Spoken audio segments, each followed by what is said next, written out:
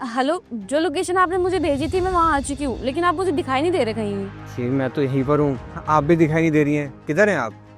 मैं यहीं खड़ी हूँ, यहाँ एक ग्रे कलर की गाड़ी है उसी के पास। हाँ ये तो मेरी गाड़ी है, आप कहाँ हैं?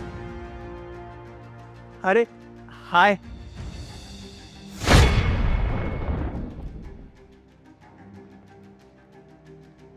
तुम तुम लंगड़े हो? हाँ लेकिन इसे बताना क्या?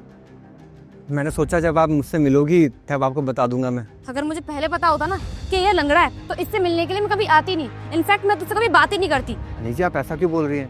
और आप भी तो कहती थी कि मैं जैसा भी रहूंगा आप मुझे हमेशा पसंद करेंगी, फिर आप अचानक से ऐसे क्यों बदल गई हैं? हाँ, क्योंकि तू अपने इंस्टाग्राम पे ना अच्छी अच्छी गाड़ियों के साथ फोटोज अपलोड करता था। अपनी लाइफस्टाइल तूने इतनी ज्यादा अच्छी दिखा रखी थी, मुझे लगा कि तू बहुत ज्यादा रिच है। लेकिन अगर पता होता ना कि तू लंगड़ा है तो कभी तुझसे बात ही नहीं करती मैं। यार हनी, बार बार बेचारे को ऐसा मत बोल, इसको बुरा लग रहा होगा। अरे बुरा लग रहा है तो लगने देना, मुझे भी तो बुरा लगा है ना इसको देखकर।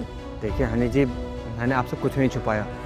हाँ बस इसके बारे में मैंने आपसे बोला, लेकिन कोई बात नहीं ना, मेरे पास बहुत पैसा है। एक बार हमारी शादी हो जाए तो फिर कोई दिक्कत नहीं आएगी, आपकी सारी ख्वाहिशों को पूरा करूंगा मैं। अबे ओ, तेरे पैसों का क्या मैं चार डालूंगी? और रही बात शादी की, तो तूने सोच भी कैसे लिया कि तुझ जैसे अपाहिज से मैं शादी करके अपनी जिंदगी बर्बाद करूंगी? तो ये शादी के ख्वाब ना तू रहने ही दे। अरे तुझ जैसे अपाहिज से ना मैं कभी जिंदगी में शादी नहीं करूंगी। यार हनी, तू उसे बार बार अपाहिज अपाहिज मत बोल। तू तो पहले कहती थी कि तू तो इससे बड़ा प्यार करती है, और जब तू उससे मिलने आई है तो उसकी बेइज्जती करे जा रही है। और ये अगर लंगड़ा है तो इसमें इसका क्या कसूर है? प्यार करती थी, लेकिन उससे पहले ना मुझे इसकी सच्चाई के बारे में पता नहीं था। लेकिन अब ना मेरी आंखों के सामने सच आ चुका है इसका। अरे इस जैसे अपाई से शादी करके मैं अपनी बेइज्जती थोड़ी ना करवाऊंगी। अरे अगर मेरे दोस्तों को पता चला कि मेरा होने वाला पति लंगड़ा है तो वो लोग क्या सोचेंगे मेरे बारे में? देख, मुझे ना अपनी रेपुटेशन का बहुत ख्याल है, तो मैं तो नहीं करने वाली इससे शादी। और वैसे भी यार मेरे इतने सारे ख्वाब हैं, मैंने सोचा है कि मैं अपनी शादी डेस्टिनेशन करूंगी।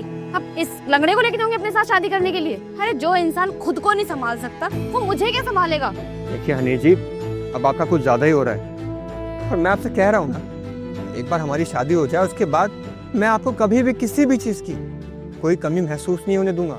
अबे ओ, पहले तू ना अपनी कमी दूर कर ले, उसके बाद मेरी कमी के बारे में सोचियो। ठीक है, तो मतलब आपने सोच ही लिया है कि अब आप मुझसे शादी नहीं करोगी, है ना? अरे इसमें सोचना क्या है? मुझे नहीं करनी तुझसे शादी, अब क्या लिख कर दूं? ठीक है, फिर चलता हूँ मैं, बाय। एक सेकंड, ये सब क्या? तुम बिल्कुल ठीक हो, तुम चल सकते हो? जी हाँ, मैं चल सकता हूँ। तो फिर ये हैंडी क्यों लेकर घूम रहे हो? ये बैसाखी मैंने सिर्फ आपको टेस्ट करने के लिए अपने पास रखी थी, और ये लंगड़े होने का नाटक भी किया था। और वो मैंने इसलिए किया क्योंकि मैं ये देखना चाहता था कि आप मेरे लंगड़ेपन को देखकर मेरे साथ रहेंगी, मेरा साथ देंगी या फिर मुझे छोड़ देंगी। क्योंकि आजकल लड़कियां तो यही करती है ना, शादी तो कर लेती हैं, लेकिन अगर आगे चल के पति को कुछ हो गया या फिर उसकी कोई आर्थिक स्थिति खराब हो गई तो लड़कियां 2 मिनट नहीं लगाती उस इंसान को छोड़ने में। और शायद आप भी उन्हीं लड़कियों में से एक हो।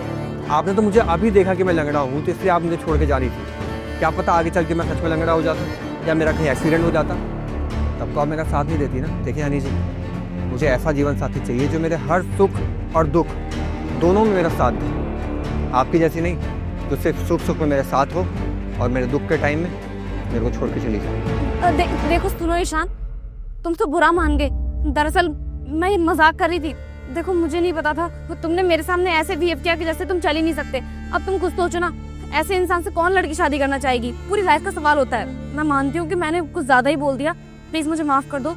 और तुम तो मुझसे प्यार करते हो ना, तो हम लोग शादी कर लेते हैं जल्द से जल्द। देखिए प्यार तो मैं आपसे करता था, लेकिन अब नहीं करता, क्योंकि आपकी सच्चाई मेरे सामने आ चुकी है और अब मैं नहीं चाहता कि मैं आपके साथ रहूं। तो प्लीज़ मुझे माफ़ कीजिए और अब आप जा सकती हैं। दुआ करूंगा कि आपको मुझसे भी अच्छा लड़का मिल जाए, लेकिन हाँ, किसी को चीट मत कीजिएगा। अब ढूंढ लेना अपने लिए कोई अपने जैसा। जा रहा हूँ मैं।